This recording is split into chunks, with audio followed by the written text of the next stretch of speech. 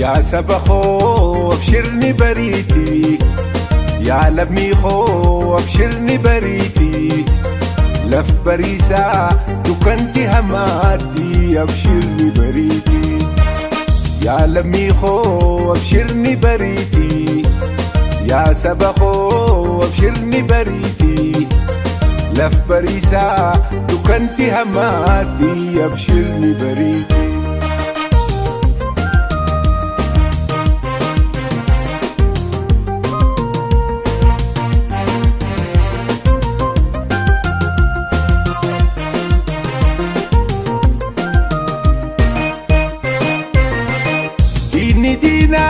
هيرينا مالاتوي تفتر سمالي ديرون دام باتوي بيلي سما دوغا خداري نركمتوي ديغا في لفي حملو بومباتو دينا هيرينا مالاتوي راس مالي ديرون دام باتوي بيلي سما دوغا خداري نركمتوي ديغا في لفي حملو بومباتو يا سبخو ابشرني بريتي يا نميتو ابشرني بريتي لف بريسا دكنتي هماتي ابشرني بريتي يا سبخو ابشرني بريتي يا لميخو ابشرني بريتي لف بريسا دكنتي هماتي ابشرني بريتي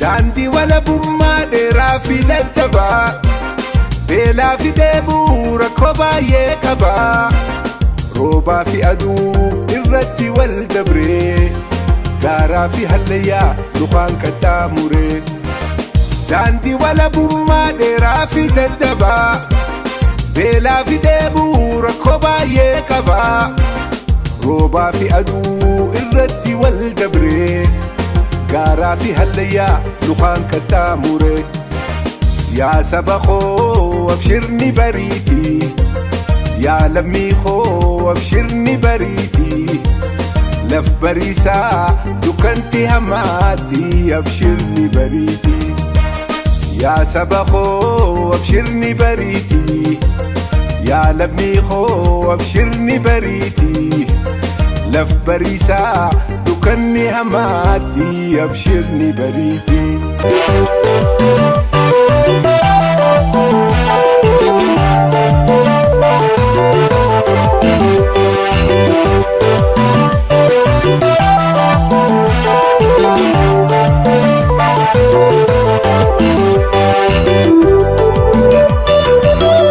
Shama arkafun hordoftoota keenya akkam jirtu kun walabummaa miidiyaa neetwoorkii qophii sagantaa marii keenyaati. Sagantaa marii keenyaa har'aa keessatti haala biyya Itoophiyaa keessatti dalagamaa jiruu fi keessumatti immoo Oromiyaa keessatti haala ta'aa jiru irratti marii goona. Marii keenya har'aa keessatti keessummoota nama lama qabadheen jira. Keessummoonni keenyas akkuma daandiirra jiran kanatti hordoftoota keenyaa wal beeksisu. Egaa keessummoota keenyaa baga nagaan dhuftan jecha anaa dhufu jechaan mee hordoftoota keenyaa fi dhaggeeffattoota keenyaanii maqaa keessanii fi haala barumsa keessanii hojii keessanii mee wal beeksisaa. Tole Booressa isinis baga nagaan eegdanii ani maqaan koo Eeliyaas jedhama. As biyya Jarmanii jiraadha. Naannoo Munshin Yuunivarsiitii Rozenheim Applied Saayinsii jira. Yeroodhaaf barataa maastarsiitii fi maastiraakii injiinaringii barachaa jira. Kanuma maqaan koo fi yoo nama hin barreeffne yookaan nama hin beekne ibsuu ta'edha. Tole. Ani maqaan koo Biraanuu Beekumaan jedhama. Affeerraa keessaniif guddaa galatooma. Anis kanan jiraadhu biyya Jarmaniiti. Magaalaa Frankfurtidha. Ammaaf hojiirra jira jechuudha. Kanuma natti fakkaata. Tole keessummoota keenya guddaa galatoomaa beeksisuu keessanii fi keessummoonni keenya kuni Iliyaas Gabitufaa fi Biraanuu Beekumaa akkuma beekamu yeroo biyya keessa turetti illee haala qabsoo Oromoo irratti fiixaan baasuudhaa fi qeerroo gurmeessuu fi tattaaffii guddaa godhaa turanii akkuma immoo biyyaa ba'anii biyya hambaa jiraataniittis keessumatti qabsoo waggaa 5 darban asitti godhamaa ture keessatti qooda guddaa akka isaan gumaachaa turan kan beekamu. Egaa hordoftoota keenya akkuma nu hordofaa jirtanii gara gaaffii keenyatti deebinaa. Gaaffii koo isinuma lamaanii fan dhiyeessaa amma baatii lamaan duuba keenya darban kana keessatti Oromoon gadda keessa jirra, hundi keenya gadda keessa jirra. Artistii keenya goota keenyaa fi jaallatamaa Hacaaluu Hundeessaa wareegamuu isaatiin haalli kun uummata Oromoo keessatti madaa guddaa ta'ee jira, dhukkubbii nu keessatti uumee jira. Mee haala kana akkamitti ibsitu? Mee Iliyaas irraan eegala. Galatoomii Obbo Booressa haala isaa ibsuudhaaf dhugaa dubbachuu fi baay'ee waan namatti ulfaatu keessattuu artistii Hacaaluu ajjeefamuun wal qabate. Gaa kana waan baay'ee nama rakkisuudha ibsuufis baay'ee ulfaata. Hacaaluun guyyaa darbirraa kaasee gadda guddaa nu dhagamaa ture. Amma ammaatti nu keessaa hin banne. Dabalataanis wantoonni adeemsamaa turan baay'ee ture. Egaa yoo sirriitti waa'ee kana dubbachuuf ta'e dhugaa dubbachuuf Hacaaluun goota Oromoo bichaa hin ta'in Hacaaluun falmaa mirga dhala namaati. Weellisaadhas. Dhuguma dubbachuuf Hacaaluun karaan isaa ittiin baay'ee ibsan namatti ulfaata. Maaliif gaheen isaas baay'ee ulfaata, baay'ee guddaadha. Hundumtuun beeka. Haa ta'uutii isaan booda maal ta'e wanna jedhu yoo laalle waan baay'eetu ta'e karaa Oromoo ittiin cabsan ittiin jilbiiffachiisantu adeemsifamaa ture. Silas wanta yaaddame wanta karoorfameen waan adeemsifamedha. Kana gaafa jennu argaa turre waan argaa turrerraa hooggantoota Oromoo hidhuurraa kaasee amma silaa dargaggoo Oromoo hidhuutti kan darbe deebisee amma biyya sana keessatti namni bahuuf galuu amma dadhabutti. Waan adeemsifamee ture. Kana jechuun uummanni Oromoo yookaan immoo warri mirga sabaa yookaan mirga namummaatiif dhaabbatan yeroo karam akka jiranitti agarsiisan. Amma ammaatti mootummaan suni irreedhaan uummata san gadi qabee cunqursee yeroo inni bulchaa jiru argaa jirra. Waraanan jechuudha biyya sana keessatti. Kanaaf humni Hacaaluun qabu, humni hooggantoonni Oromoo qabu yeroo itti mul'ate du'ees yeroo itti agarsiisa uummanni Oromoo du'aa isaatiifis immoo rafaan jiru mirga isaas deeffachuudhaaf gumaa isaas baafachuudhaaf yeroo itti ka'e argaa jirra. Darbees waan baay'ee hojjechuu jira mootummaan suni. Kanaaf uummanni Oromoo jabaatee waan amma qabee jiru kana akka itti deemuun abdii irraa qaba. Ani gama kootiin dhugaa dubbachuuf baay'ee natti ulfaata waan sana yeroo sana akka tasaa galgalan dhaga'e jechuun irra deebi'ee dubbachuudha. Halkan sana hin rafne dhugaa dubbachuuf. Barataadhaan normaalii ani barumsa koon asitti barachuu jira. Yeroodhaaf amma wal beekna achittis wajjin ture naannoo Firaankifoort. Kanaaf dhuguma dubbachuudhaaf feesii tokkoffaa ture qormaanni isumaaf illee qophaa'uun baay'ee nutti ulfaate jechuun waa'een biyya keenyaa hamma yeroo wayyaanee caalaa mataan dhukkubsee nu keessa seenee baay'ee nu dhukkubsuutti jira. Kanaaf uummanni Oromoo yeroo dallaneetti ka'e even hidhamtoonni nuti amma mana hidhaa jiran darbanii amma mana hidhaa ta'anii uummata Oromootii fi hooggana ta'an argaa jirra. Amma mootummaan sun aangoo irratti hin jirretti hubadhaan. Kanumaan inni ibsa jalqaba. Tole Biraanuu Otoo. Guddumii gaaffii yeroo nu gaafatte dhugaadha. Wareegamuun artistii keenyaa fi falmaa mirga dhala namaa Hacaaluu Hundeessaa hunda keenya madeessee madaan fayyinidha kan nuyi madoofne. Dhugaa dubbachuuf taanaan Hacaaluun liistiitu Hacaaluu irra ga'e malee sirnuma nama Oromoo keessatti goota qabsoo, goota siyaasaa, namoota hawaasa walitti qaban sirna ajjeesu tokko keessattidha kan Oromiyaa keessa jiraachaa jirru. Sirnoota baroota 1880 yookaan bara Minilik Oromiyaa seenee kaasee beektota namoota qaalii Oromoof iddoo guddaa qabaatanii sirna kana irratti xiyyeeffatee sirna warra kana liistii keessa galchee ajjeesaa dhufedha. Hana caaluu garuu wanti baay'ee nu gaddisiisu yeroo namni dammaqee jirutti siistema du'aa nama ajjeesu tokko irratti dammaquu dhabuu keenyadha. Hana caaluu ana baay'ee gooti dhugumaa hin wareegamaa bakkaaf yeroo itti wareegamu hin beekamu. Garuu isa kana jechuudha nuni yerootti kanaaf goota kanaaf dammaquu qabnu turre. Yerootti gootota akkasiif tika addaa gochuu qabnu turre. Qeerroon wareegamuu Hacaaluu booda wareegaman hedduudha. Utuu nuyi saba dammaqe taane yookaan saba hidhatee gurmaa'ee jiru taane qeerroo wareegaman kunillee akka kootti utuu tikasaaf dura ramadamaniiru ta'e anaaf gaarii ture. Namoota akka ijaatti ilaalan kana dhaabbilee siyaasaa keessaa aangaa'ota gameeyyii even keessumaa immoo namoota akka Hacaaluu even isaan duuballee liistii Habashaa keessa jiranii kan adamfamaa jiran akkasiif ammallee dammaqnee qeerroon tika akka godhu gochaa hin jirru siigalee kana Hacaaluu isa kana baay'ee garaa nama nyaata. Tika gochuuf utuu dandeettii qabnu riisoorsiin jiru humni jiru isa kanarratti hin dammaqiin jirra. Ammallee nuni gadda isaarra jirra isaan garuu assaayimentii ganama manaa qabatanii achas nutti ba'an tokko raawwataa jiru. Kanaaf amma Hana Hacaaluu kuni haala yeroo miti haala dulloomaa ture Oromoota funaanuuf karoorfatee sirna nama nyaataa irratti hundaa'e tokkotu isa bira ga'ee ilkaan qaratee Hacaaluu nyaate.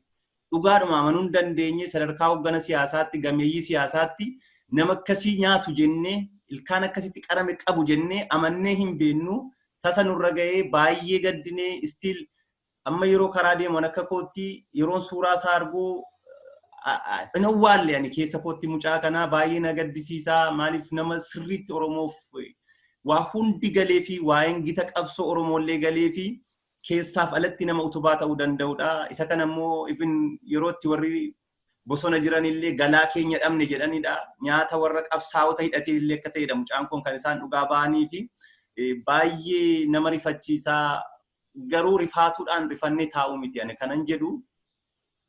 Gumaan Hacaaluu akkamitti ba'a? Sirni Hacaaluu ajjeese sirna kana ajjeesu akkamitti qeerroo kanaan gurmaa'uu qabaa? Beektonni isa kanarratti hojjechuu qabu. Duunee sirna nama nyaataa akkas nama funaanu kana sirna sana ajjeesu hojjechuun dirqama. Waa'ee Hacaaluurra dhaabatee amma namni daangaatu ta'e beektotaa waan kunutuu taa'ee anaaf baay'ee gaariidha. Akka kootti duuti isaa tokkoffaa nama kana dhabuutti baay'ee gaddineerra. Kan itti gammadu garuu booree Hacaaluun qabsaa'ota Oromoof qeerroof qarree keessa kaa'ee du'e sirna kana ajjeesu baay'ee nama waan nu onnifachiisa dhumamoonni guddaa itti gammada. Isa kanan akka kanatti natti dhaga'ama haalli wareegama obboleessa keenya Hacaaluu jechuu barbaadeetani. Tole guddaa galatooma lamaan keessanii haala jiru hundumaa ibsitaniitu keessa deebi'ee ibsuu hin danda'ani. Amma garuma sududaan gara gaaffiitti deebi'a. Gaaffii koo Iliyaas irraan eegala. Iliyaas akka barataa tokkootti yookaan immoo akka nama saayinsii tokkoottis akka hordoffii tokkoottis biyya Itoophiyaa kana keessatti waan deemaa jiru dhiyeenyaan hordofaa jirta. Keessumattuu immoo Oromiyaa keessatti maal akka dhalachaa jiru dhiyeenyaan hordofaa jirta. Fakkeenya fudhachuudhaa fi waggaa lamaan darbee sirna jijjiiramaa jedhamee kan dhufe irratti Abiyyi waadaa seene qaba. Waadaa seene sanaa fi tokkoffaa waan balleessineef dhiifama nu godhaa balleessinee irraa ittiin deebinu jedhee lammaffaa immoo namoota illee hidhuu barbaannu ragaa eegatti arganne booda ragaadhaan hina malee hiinee kaan ragaa ittiin barbaannu waan jedhu lafa kaa'atee ture. Akka kanaan taasisuudhaan immoo mormitoota siyaasaa ala jiran illee galchee bifa kanaan haala kanaan amansiisee galchee jechuudha. Haalli yeroo sana inni jedhee dubbate sana biyyatti sana keessatti haa mudatu jedhame sanaa fi har'a biyya Itoophiyaa kana keessatti deemaa jiru yookaan immoo keessumatti immoo biyya Oromoo keessatti deemaa jiru kun wal bukkee qabdee yeroo ilaaltu akka nama hordoffii qabu tokkotti akkamitti ilaalta? Dhugaadha. Ani akka kootti wanni ilaalu ani waan si ajaa'ibu duubatti deebi'ee haasaa isaa isa jalqabarraa gaafa gara Minisootaa deemee haasee tokko fa'aatu na dura dhufa akka carraa ta'e namoonni baay'een tarii yaadachuu baachuu danda'anii waan amma isaan dhiyeenya kana haasaan fa'aa wajjin yoo wal bira qabdee ilaalte maal jedhee koteeshinii yoo gochuu baadhilleen eenyu akka qabsaa'ee fuulduratti kan waan baay'ee ibsinu ta'a. Diinaa gaafa godhu qabsaa'ota Oromoo kana waan uummanni Oromoo hojjete kana yookaan immoo karaa sochii qeerroo kana diinaa akka waan isaan waan baay'ee hojjetanitti fa'aa ibsuudhaaf yeroo of fuulduratti waan baay'ee hojjennee gaafa ibsu ganummaa agarsiisa. Namoonni baay'ee yommuu san iyyuu ittiin dammaqan eessatti. Karaa biraatiin immoo isa abshaala ta'anii abshaala fakkeessanii uummata kana yookaan immoo qabsaa'ota kana harka deeffatanii karaa isaanii maluun karaa itti gaggeeffatan mul'isa haalli inni itti deemaa ture. Kana jechuun karaa isaan hin baasne yeroo teessee ilaaltu waan inni haasaa ture sun hundumti isaa soba ta'u kontiraadiktii ol godha amma yoo sirriitti ilaalte wanuma kaleessa jedhan har'a akka hin jenne agartaa. Sobni isaanii immoo miidiyaa isaanii gubbaa irratti namni akka waan waggaa 10 dura 30 dura even warri TPLF iyyuu waan baay'ee haasaa turanii jechuun akkaataa itti nama sobanis qabu. Kan isaanii kun immoo har'uma waa jedhanii boru waan biraa jedhu. Kanaaf mootummaa sobduu ishee hundee hin qabnedha. Kan immoo uummanni Oromoo sirriitti beeka. Ispeeshaalii yoo sirriitti ilaalte miidiyaa biyya keessatti deemaa jiru waan isaan dabarsan yoo ilaalte akka isaan sabaaf sabni wal nyaatu caalaa akka namni waliin taane mootummaan silaa biyya walitti fidee uummata walitti fidee koordineet godhee karaa ittiin bulchuu baasa jennaan isaan karaa aangoo isaaniitiin tolu qofa. Karaa silaa uummanni ittiin wal nyaatee isaan immoo aangoorra turan qofa kan mijeeffatan argita. Karaa biraa immoo of bilchoomsanii yookaan abshaala godhanii yeroo isaanii qaama tokkotti fayyadamanii qaama biraa miidhaa turan argaa turre. Amma immoo sun hundumtuu itti dammaqamee haalli amma jiru yoo ilaalte jiraatte warruma kaleessa wajjin nyaatan wajjin dhuganii gargar hin baanu jedhanii ofirraa dhiitanii gananii jechuudha. Waan baay'ee godhaa jiran arguu jirra. Kana gaafa jennu waan qabatamaa irra teenyeti. Kanaaf namni kun nama hiriyyaa isaa wajjin nyaate kun amanamin eenyudhaaf amanama jettee yaaddaati. Warrumti wajjin jiran har'a teessoo irra taa'anii akka haasaa jiran kun tarii durii qarshiin isaan baajanni isaaniitiin achii gadi ajajan sun hin jiru karaa TPLF ture. Har'a immoo xiqqaasaa ta'uu guddaa ijaan arganii waan hin beeknetti baanii jiru yeroodhaaf itti fakkaachuu danda'a. Waan kanaan immoo gammadanii burraaqanii waa tokko tokko jechuu danda'u. Uummata bal'aa immoo injifatan hin beekan. Kanaaf salphachuuf deemu hojiin isaanii yoo sirriitti itti qaamnee ilaalle waanuma jibbisiisaa waan silaa ifatti uummanni kun namni waan beekne tokko irraa hubatu dalaguutti deemaa turanii. Kanaaf yoo itti qabnee ilaalle jimlaadhaan yeroo nama hidhan oduu ragaa tokko namarratti fidin oduu mootu yakka tokko namarratti argin kan raawwatan kun waan jedhan sana deebi'anii akka waan tufana haqanii yookaan immoo arraabanitti ilaala nuti kana. Kanaaf ani akkamatti hubadha isa kana. Tole galatoomii akkuma jette dhuguma wanti dubbatame tokko keessa deebi'amee ofirra deebisuun waan tufan tokko deebi'anii arraabuu ta'a waan ta'eef waan haala kanaan dura hojjetan sana uummata ittiin qabachuudhaaf sobanii uummata ittiin qabachuudhaaf doobalee paartilee siyaasaa illee ittiin qabatanii maayidhaatti galchuudhaaf ittiin biyya sana humnaan bulchina kan jedhanii kan yaadanidha. Yaadni isaan lafa kaa'atanii guddaa galatoomii. Biraanu gara keettan dhufa. Ati akka qeerroo tokkotti finciloota deemaa jiran hordofaa jirtas. Akka hordofaa jirtus quban qabaa duukaas bu'aa jirta. Haala yeroo darbe Hacaaluu wareegame booda naasuu fi dheekkamsii uummanni keenya itti ka'ee qeerroon keenya haala hamaadhaan hiriirratti bahuudhaan dheekkamsuu agarsiisuudhaan uggura dinagdee yookaan immoo geejjibaarra kaa'aa turan. Haalli sun guyyaa 3 yookaan 4 deemaa ture. Sana keessatti mootummaan naasuu guddaarra ga'ee ture. Naasuu guddaarratti gabbeellee akka ibsa kennu mootummaan Oromiyaa akka ibsa kennu yaadee ture. Sana keessaa maal hubatte maalirratti ilaalte? Tole guddaa galatoomii ati haala yeroo keessa haala uggurrii gabaaf geejjibaa waan dinagdee irratti na gaafatte. Fincilli akkanaa kuni yeroo tokko fincila gartokkeetti kamuu danda'a. Maaliif amma kaayyoon fincila sana akkuma beekamu yeroo labsamuu kaasee qeerroon waan kana irratti akka bobba'udha. Dhugaadhaa sirni baay'ee nama nyaataan suni bakka tuuta magaalaa guddittii biyyattii fi Oromiyaa kan taate Finfinnee keessatti haala mul'atudha. Isa kanaaf immoo akka furmaataatti ta'uu danda'a. Furmaata waarii ofii duubaate illee furmaatadha. Maaliif naannoon suni naannoo sabaaf sablammii garaa garaati sirni nama nyaataan naannoo biraarraa dhufes achuma keessatti biqilee kan guddatedha. Waan akkasii qoqqobbii irra kaa'uun furmaata ta'uu danda'a garuu furmaata waarii fiduu hin danda'u. Kanaaf yeroo tokko furmaata akkasii irratti maalama jedhama.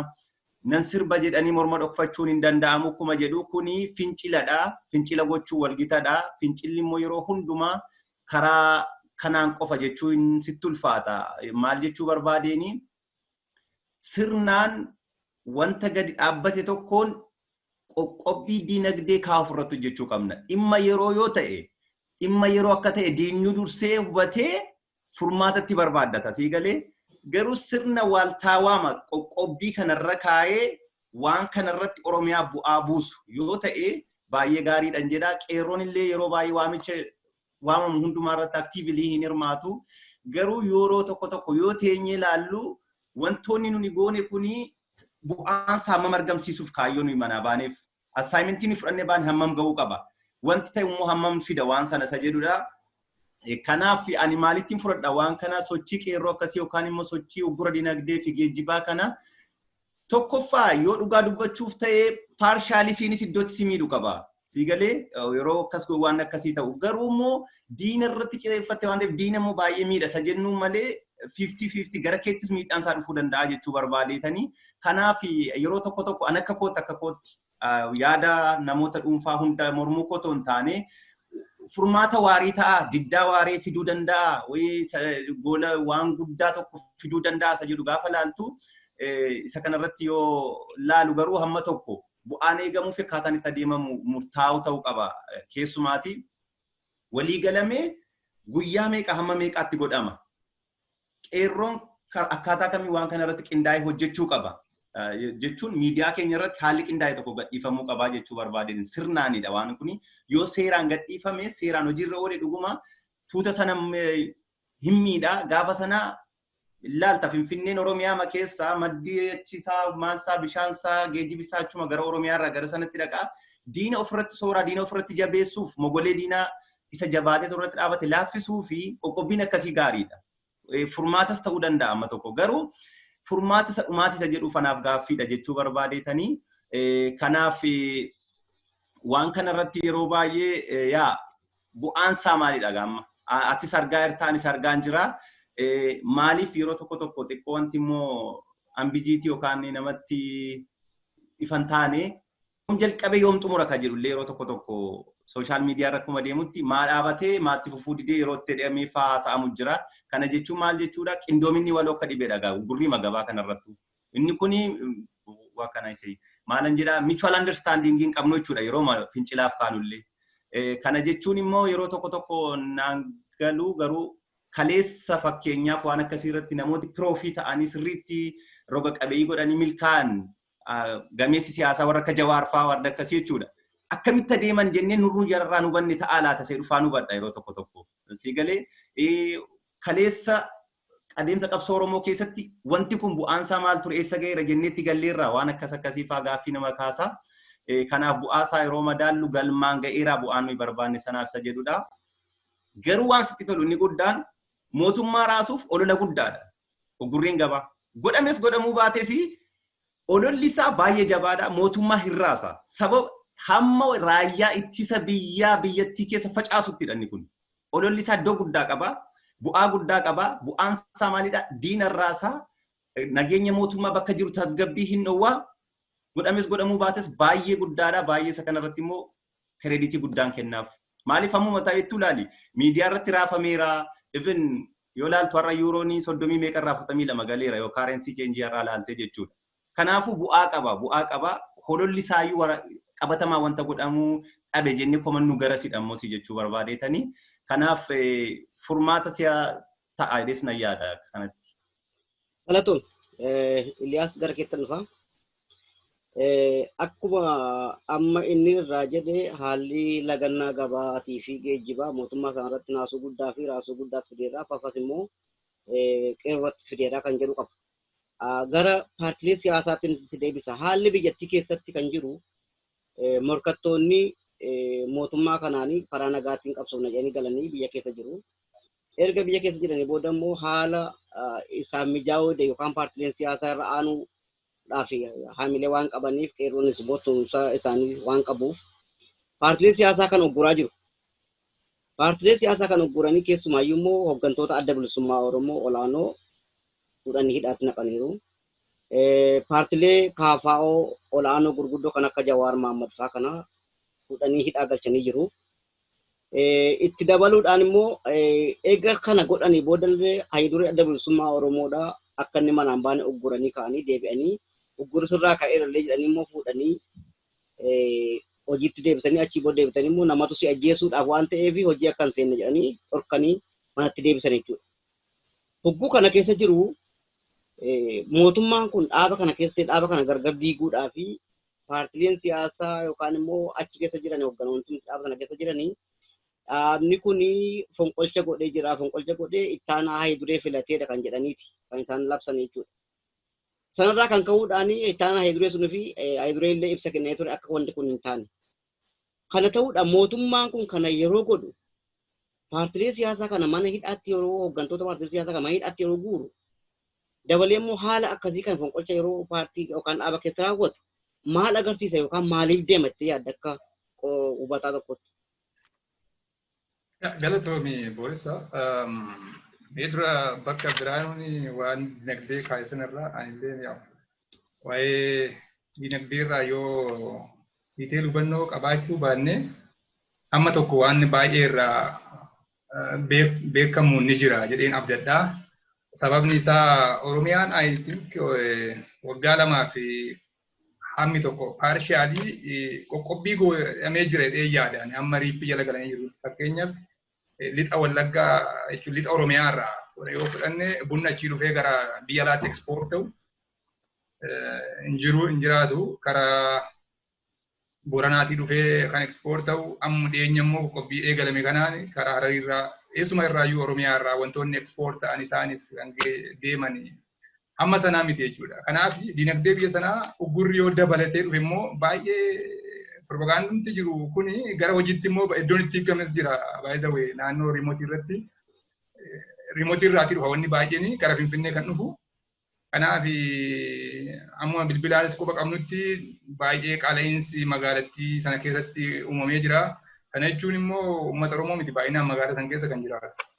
Isaan kun immoo waan barbaadan sana yoo dhaban akkuma Dr. Maraaraan faan yookaan Profeesar Maraaraan faan dubbachaa turanii uummanni waan ta'uu dhabe yookaan nyaatu dhabe nama nyaata waan jedhamuuf booda sana deemanii isaanuma nyaachuu dhufu jarri kun. Kanaaf irraa isaan lammata immoo isaan amma kaazinaadhaa qabaniin har'a laphee dhiibuu danda'u. Burmoo gaafa wanni tokko tokko hanqinni uumamu pireejeriin itti baay'achaa dhufa jechuudha. Gaafa pireejeriin baay'achaa dhufu hanqinni uumamu mootummaan kun salphumatti raafamte jechuudha. Ammayyuu raafamteerti isheen. Kanaaf karaa gama hooggantoota Oromoo siyaasaa hidhamaniitti yoo deebine karaa fonqolchaa waan jedhutti yoo deebine waa'ee fonqolchaa kana amma miti kanaa samuun jammarame eegalame jechuudha. Especially naannoo Amaaraatti waan ta'e irraa yoo laalle deemee dheengadduma mootu erguma caaluun wareegame yoo fudhanne kan ta'aa ture waan akkasiiti. Inni kun maaliidhaaf deemaa jennee yoo laalle olola mootummaati kun olola mootummaati karaa ittiin yeroo daaqu yeroo raafamu hamilee ittiin argatee yookaan immoo garee sana cabsee addaan diigee keessa galee yeroo karaa isaatti mijeeffatudha malee waan akkasii irraa raawwatas jennee yookaan immoo raawwatas jennee amannu fonqolchi waan jedhamu oduu jiraatee karaa sanaan ittiin deemamu. Fakkeenyaaf mee Jawaar faan takkaataa itti hidhaman yoo laaltee jiraatte kan warra Amaaraatti yoo haafu inni naannoo 3 namni amma muraasni tokko dhaqee akkamitti fonqolcha mootummaa naannoo irratti adeemsisa. Fakkeenyaaf kanuma yoo hubatte sirriitti ifa sii ta'aa jechuudha. Karaa biraatiin paartileen ABO'tii fi KFO kun walitti dhufeenya cimaa uumanii jiru. Uummanni Oromoo ba'aan lixaatti kibbaan makaabatti deeggarsa isaanii qabu agarsiisee jira. Jarri kun qilleensa irratti hafanii jiru warri Piroofaariitii ofiin jedhan kuni. Kanaaf deeggarsa uummata Oromoo irraa hin qaban baranii jiru kan akka isaan lafatti hafanii. Sagaleen akka mo'achuu hin dandeenye waan baraniif karaa ittiin cabsanii seenan yookaan immoo paartilee kana mancaasan yookaan mana hidhaatti guuranii yookaan immoo siyaasa irraa dhaawame ittiin godhan waan barbaadanii fi haala kana keessa galanii tooftaa tokko tooftuma silaa warri isaaniitti irraa baratanii yookaan immoo diraamuma isaaniif namni fudhanne tokko gaggeessaa waan jiran argaa turre malee wanni addaa hin jirre yaadu. Karaa biraatiin namoota dhageettii qaban jechuun hoggana uummataa kan ta'e yookaan paartii isaa keessatti jaalatamaa fi uummanni kan hordofu yeroo hundumaa sodaachistee dhageettii isaa dhabamsiisuudhaaf yaaluun akka inni uummatatti mul'anne gochuun sagalee isaa akka hin dhageessine gochuun wama ati yeroo tokko fakkeenyaaf piroofaayilii namaa tokko yookaan immoo nama tokko akka mul'anne yoo goote yeroo dhoksite uummanni sun eessa akka jiru yoo hin barini isuma jiru sana faana bu'a jechuudha badhaasaa ta'u gaarii. Kanaaf kan isaan dalagaa jiranii hojii siyaasaa kan sila ittiin injifataman sana karamiin injifanna waan jiranii kan adeemsaa jiran malee wanni isaanii wanti addaa godhan hin jiru. Kanaaf eenyu saayidan eenyu uummanni Oromoo qabatamaadhaan agarsiisee jira baay'ee biyya alaas ta'ee biyya keessaas manas taa'ee agarsiisee jira taa'aa gaaf jedhaman argaa turre waan ta'eef ammayyuu sirriitti quba qabna waan deemaa jiru. Waraanani ibin amma boqqolloo fa'aa keessa deemanii namoota qeerroon boqqolloo keessa jiranii nama boqqolloo faca'e kan iddoo namaa keessa jiru kan ciran kan balleessan jechuun argaa kan jirru aanaalee tokko keessatti kan jechuun maal jechuudha mootummaan kun sodaattee erdi jechuudha bakka uummata keessa gadi facaatee rakkoo uumaa jirti jechuudha humnaan uummata bulchaa jirtu humna waraanaatiin. Kanaaf wanni isaan gaggeessaa jiranii sodaa qaban sodaadha malee wanni addaan jiru. Sodama ibsachuutti jiru sodaadha. Kanaaf garee qoqqoodanii waa tokko jechuu barbaadu yennaa isaan waltajjii gaggeeffachuudhaaf barbaadan yennaa isaan immootu waa tokko dubbachuu barbaadan dursanii waa tokko jechuudhaan afafaajjii yookaan immoo ajandaa namaa kennuudha kan isaan yeroo baay'ee irratti xiyyeeffatanii dalaganii. Kanaaf kana yoo hubanne wanni isaan irraa eegnu hin jiru sirriitti beekamaadha wanni isaa. Kanaaf namoota fakkeenya fayyaduree dhaaba adda bilisummaa Oromoo ta'ee warra hooggantoota Oromoo kan ta'an hundumaa maqaas balleessanii garee kaan irraa tooftaadhaan ol isaan addan bahin adda baasna jedhanii itti maqaa farrajanii uummanni Oromoo immoo bakka 2-3 akka ta'u waan barbaadanidha malee kuni wanni addaa hin jiru kun. Kanaaf wanni ta'es hin jiru wanni uumamee wanuma argaa jirru kana isaan warruma kaleessa wajji jiran iyyuu wajjin deemaa jiran. Kanaaf kana waan addaa goonee ilaalanatti fakkaatu. Kanaaf nama hidhuun isaanis fonqolcha jechuun isaanis karuma siyaasa isaanii ittiin fooyyeffatanii halkanii guyyaa dhamaa jiru. Kanuma boodessa. Galatoom biraanu gara keettan dhufa amma Iliyaas akka dubbatetti haalli mootummaan itti dhimma ba'aa jiru kun tooftaadhaan yookaan immoo lubbuu isaa of jiraachisuudhaafitu kana godhaa jira maleessa jaallatee miti kan jedhu qaba. Itti immoo achirratti yaadati dabaltee naa kennitu tokkoffaa waraanni bilisummaa Oromoo bosona jira. Waraanni bilisummaa Oromoo bosona kaa'aniitu ofii as ta'anii luka lamaan dhaabbataniitu wajjiniin haasa'u kan jedhu irrattis haasa'aa turan taphaa sana wal qabsanii jechuudha. Garuu dhaabichi waraana bilisummaa Oromoo uummata Oromootii fi abbootii gadaatti kenneera jedhee keessaa galee mallatteessee jaruma wajjin karaa nagaa jalqabe jechuudha. Maaliif isaan egaa inni uummata Oromootii fi abbootii gadaatti kennee isaan waliin mallatteessee karaa nagaatiin hin qabsaa'ee deeme maaliif walitti dhuun kun maaliif kana ta'uu danda'e? Yaadi isaanii maal inni? Mee kana irratti maal jetta? Gabaabsiti yeroon keessan daangessaa jira. Okay, guddaa galatoomii. Kuni gabaabamatti sodaa egeree Oromiyaaf qaburraa ka'eetu mootummaani. Akkuma ati jettee waraana Oromoo waraana bilisummaa Oromoo kana hidhuun hin danda'amu. Waraanichi waa lama, waraana bosona jiruu fi waraana magaalaa Oromiyaa keessa jirudha. Kana duras gaaffiin ta'ee ture. Waraanni Oromoo kun eessumatti leenjifamaa jennaan Oromiyaan dirreef bosona bal'aa qabdi, Oromiyaan waraana ishee bosonadhaa jedhanii deebisanii siyaasaaf. Kana mootummaan dursee beeka. Waraana hidhatanii perfect naannoo bosonaa jiran otoo hin taane akkuma Jaal Daawud Ibsaa ibsee waraanni bilisummaa Oromoo abbaa gadaa fi uummata Oromooti jechuun sabichuu waraana waa'ee isaatiifi jechuudha. Kaayyoon waraannuu bahee fi waa'ee mirga Oromoo Oromummaadhaan Oromoodhaan akka murtaa'uuti waan ta'eef waraanichu uummatichu madhaadha ergaan isaanii guddaan isa kana mootummaanis beeka ergaa keenya yeroo tokko isaanis dafanii hubatu yeroo tokko ani dhugaan sitti himaa maaltu ta'uu qaba jira miti waan diinni nurratti beeku tokko nummoo dursinee daballee dachaa beekuu qabna kanaaf amma yoo laaltu waraana hidhatee bosona jiru ajjeesanii isaanii nutti agarsiisuun argitu garuu namoota naannoo keessa jiran uummatuma akkuma jedhame uummata ajjeesaa jiru uummatichatu waraanadha waa'ee isaatiif waa'ee keefsumatu waraanadha siigalee waa'ee keefsumatu hidhataadha siigalee hidhannaan karaa tokko qofaa miti sibiila dhokaasuu qofaa miti sibiila qofaa dhokaasutu tu'a mana ta'eeti jechuma nafxanyaa sana nuuf kennama nama waraana karaa nagaas waraanuudha sabichi siigalee waraana hidhatee waraanutti sababa beekamudha siigalee kan ammoo seenaa biyyattiitu beeka warruma nu diina ta'anii nu lolan otoo hin taane warra nu keessatti guddatanii even akka namichu amma prime ministerii ta'e kana nama baay'ee quality isaa gadi bu'aa akkasii har'a gadi bu'ee sadarkaa godina tokko qomatu utuu miidiyaa biyyaarra taa'ee har'a jalqabuma gaafa ba'u wallagga onna qenan du'a gaafa jedhu gaafuma sana galee fi gameeyyiin siyaasaa yeroo sana xiinxalanii kaa'anii dhumarra dhufee hamma dhaabichumayyuu qoree akkuma tette dhaabichis muuxannoo dheeraa qabaa warra xixiqqoo akkasii wajjin taphachuuf deebii kennuus qabaa jaarsis akkuma sanatti akkuma jiranitti hayyuu dureeni itti gaafatamni waraana bilisummaa Oromoo abbootii gadaaf uummata Oromoo jedhanii biraa deebinaanii karaa baan dhabanii ammoo dhaabichumaan waraana atu jedhanii yerootti akkuma targitu waraanni hayyuu duree kana tiksee baasee galchaa jirudha.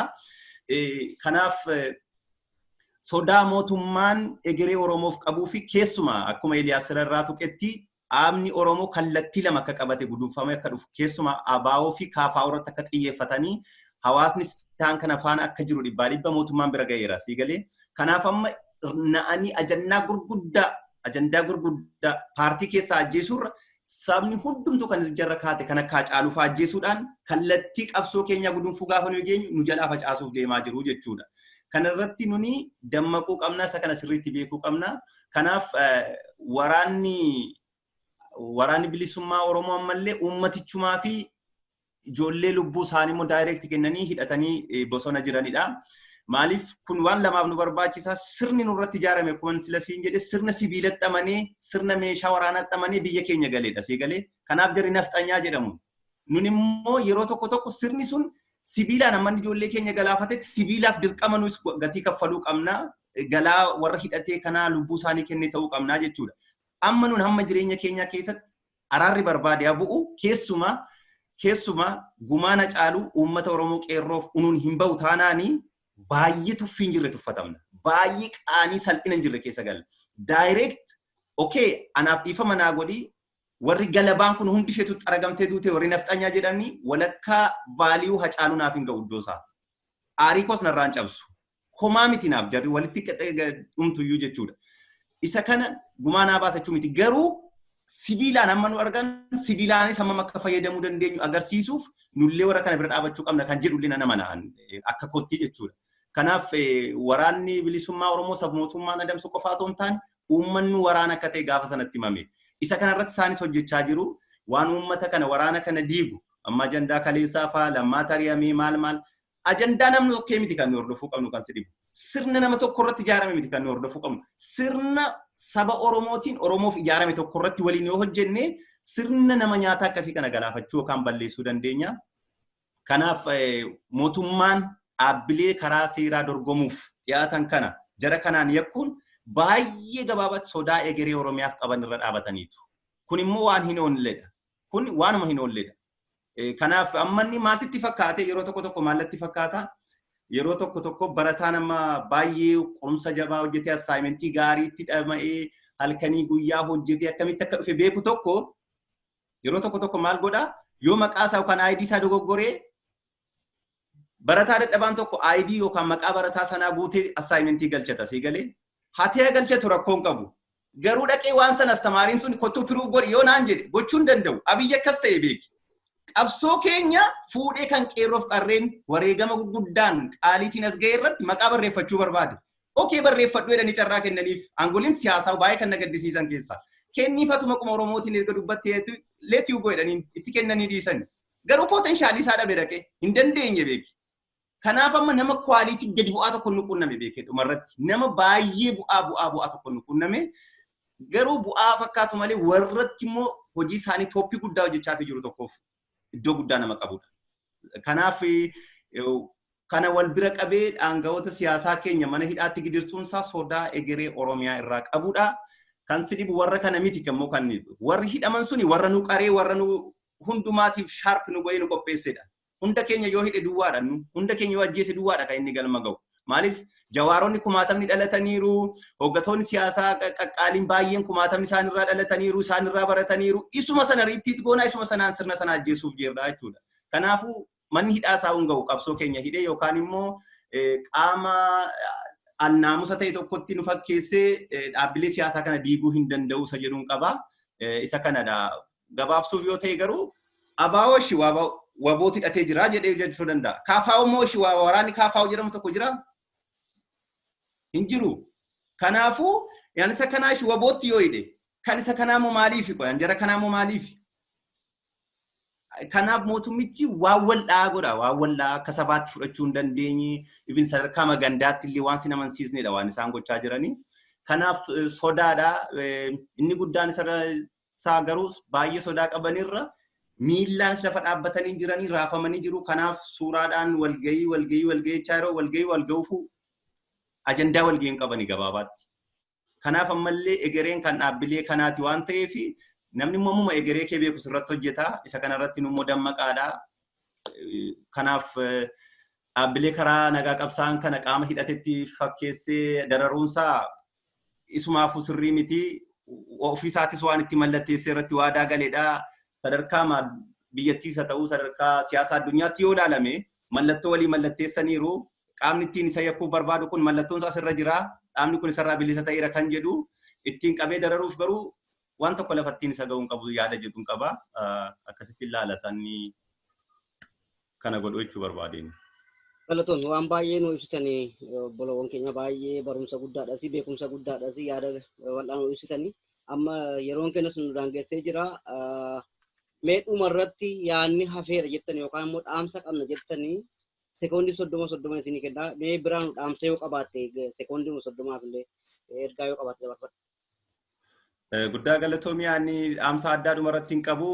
Wanti guddaan amma yeroo dhufuu kaaseeti barootuma durii kaasee sirni itti Oromoonni gidirfamaa jiru kun sirna boqonnaadhaan akkuma kitaabii tokko chaapterii 5 qabu. An Minilik dabarree chaapterii Haile Sillaasee dabarree kan Dargii dabarree kan TPLF dabarree chaapterii 5 jirraati. Isa kana siistamoonni kun siistamuu wal fakkaatuna. Siistamuu Oromiyaa fi Oromummaa irratti xiyyeeffatanii Oromoo kana ajjeesuu dhufanidha. Even inni amma achi as bahe kun moor kan dudduuba deebi'ee kan baroota Minilik kaasaa hojjechaa jirudha. Sirni Minilik immoo keessumaa sirna Oromoo adda qoodee yoo ilaaltu karaa Oromiyaa kana baa Oromiyaa warra Baalee Farsii irratti xiyyeeffatee gara sanatti amantaa Musliimaa hin baay'ata jedhuun harma kutaa fi harka kutaa aanoleef calanqoo irratti xiyyeeffatee hammallee inni kunis kanumaan amantaan adda nu qooduuf jira. Nuni kanaaf maal gochuu danda'u qabna ergaan dhumaani qabu yoo jiraate sirna sirriitti ijaaramee sirna nafxanyaa buqqisee sirna diimookiraasiif sirna gadaa Oromoof dhaabuu danda'u humna qeerroo ijaaru tokko qabaachuu qabna jedhee namana. Sirnicha kanarratti immoo beektonni waliin hirmaatanii dhiifama naa godhi yeroo baay'ee ajandaa nuyi jiraannuu fi qabsoo nuyi qabsoofnu ajandaa diinni gidduutti nuuf kennedha seegalee sagantaa ajandaa mataa keenyaa qabnuun handiinaas akka dhufu beeknee kan keenya isa dhaabbataa kan diina mo'achuu danda'u immoo sirna tokko sirna Oromiyaa ijaaru tokko kan humna qeerroo kana keessumaa humni amma jirutti beekumsa amma jirutti waan kana walitti wal simsiisee wal hunachiisee hojjetu sirni tokko taa'uu qabaadha. Kanan siin jedhu kanaaf paartileen keenya amma baay'ee kan nama gammachiisu warri kunis kanuma gudunfanii kaa'uudha kana booda sirna Oromiyaaf Oromummaa irratti hundaa'e tokkodha. Sirna taayitaa yookaan immoo beekamtii waan muraasaa kana lafa kaa'ee sirna Oromummaa yookaan immoo Oromiyaa dagaagsu tokko Oromiyaa gara biyyummaatti fidu tokkotu taa'uu qaba jedhee yaada. Kan immoo yeroo muraasaa asitti arguuf jirra jedhee yaada. Kanaaf tokkummaadhaan sirna nama nyaataa sirna nafxanyaa kana kan diigu sirni tokko Oromiyaaf sirriitti lafa taa'uu qaba kan jedhudha. Fincila tasaa dhiisnee jechuudha. Isa kanarrattanii yaada koo Oromiyaan qeerroof qarreen tokkummaadhaan isa kanarratti hojjechuu qabu kanan jedhudha. wal tiksuun baay'ee barbaachisaadha. Keessumaa lola yeroo ammaa ka'e kanarratti immoo namoota ija ta'anii gadda madaa nutti fiduu danda'an warra kana tiksuun dirqama jedhee tayyaadha. Aangawoota siyaasaa, weellistootaa fi madaama karaa qaan Oromoo, madaan Oromoo itti madaa'uu danda'a jennu tokko nummoo akka qeerrootti dammaqne isa kanarratti yoo hojjenne baay'ee gaariidhan jedha. Yeroo naalaatteef guddaa galatoomii. Tokkummaa haa qabaannu, tokkummaa haa ijaarru, tokkummaan haa adeemnu jedha. Galatoomii Iliyaas. Galatoomii dhugaadha. Waan baay'ee dubbateera Biraanuun. Yoo deebuu ta'e malee wanni baay'ee hojjetaachuu baates uummanni Oromoo tokkummaa isaa cimsuun jedha. Waan biraan jedhu akka gaariitti deemaa jira dhayyeen fudhadhaa. Keessattuu haala biyya alaatti deemaa jiru kanaan ol qabatee hariiroon uummanni qabu, ijaaramni uummanni qabu yeroo ammaatti kan jiru sirriitti daranii baay'ee cimee deemee jira. Kan biraa mootummittiin kuftee yaa fudhatu uummanni beeka sana. Maaliif kana wanni jechuu danda'eef muuxannoo baay'ee qaba uummanni kan keenya waan darbaa turerraa, waan dhufaa turerraa. Jabaatee wal jala hiriiree namni keenya yoo ijaarame mootummaa nama nyaataa kan ofirraa fonqolchuu danda'a. Kanaaf uummanni keenya bakka jirutti wal dhaga'ee waliif birmatee wal jala yoo deeme injifannoon keenya dhiyoo jedhee amanaa. Kan biraan waan baay'ee haasa'eera. Baay'ee ni gammada. Kanaaf kanuma galatoomaan jedhanis. Tole, hordoftoota keenya akkuma nu hordofaa turtanii qeerroowwan Iliyaasii fi Biraanuun barumsa guddaa nuu kennaniiru haala biyya keessa deemaa jiruu fi haala deemuuf ta'uu fuuldurattis tokkummaan keenya jabaachuu akka qabu irratti ibsa bal'aa nuu kennaniiru. Guddaa galatoomaan jedhanii hordoftoota keenya sagantaa marii keenyaa kanatti hojii yeroo keessan aarsaa gootanii na wajjin hirmaachuu keessaniif baay'ee galatoomaa guddaa galatoomaan jedhaa. Jiraadhaan isiniin jedhaga. Sifis yeroo gaarii. Yeroo gaarii sifis.